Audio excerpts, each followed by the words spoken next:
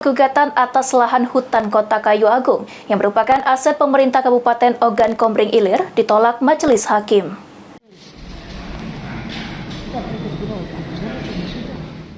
Majelis Hakim Pengadilan Negeri Kayu Agung menolak gugatan atas lahan hutan Kota Kayu Agung yang merupakan aset pemerintah Kabupaten Ogan Komering Ilir.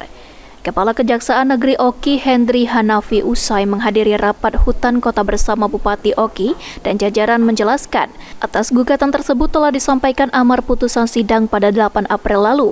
Dengan putusan Majelis Hakim menolak gugatan tersebut dan pihaknya akan mengambil langkah hukum lain jika penggugat mengajukan upaya hukum banding.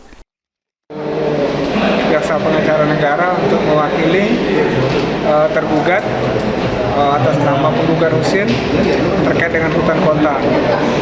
Dan tanggal 8 April yang lalu sudah diputuskan oleh Majelis Hakim, di mana amar putusannya salah satunya adalah menolak gugatan dari penggugat atas nama Husin. Oleh karena itu hari ini kami melaporkan kepada Pak Bupati selaku pemberi mandat atau prinsipal kami untuk melakukan langkah-langkah hukum selanjutnya. Disampaikan oleh Pak Bupati, apabila nanti penggugat melakukan upaya hukum banding, tentu kami juga akan melakukan upaya hukum banding.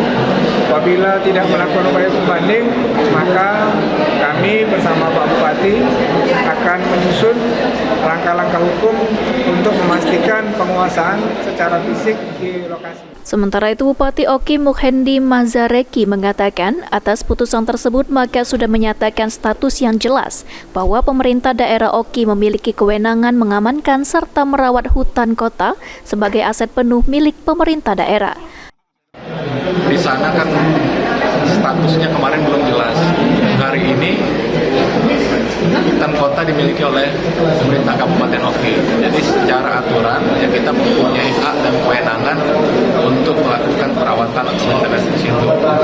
Ini yang kemarin tidak terjadi. Nah, harapan kita ke depan ketika ini sudah bersih dan clear, kita akan menindaklanjuti itu dengan cara mengamankan aset di sana secara 100%. Novan Wijaya, PAL TV.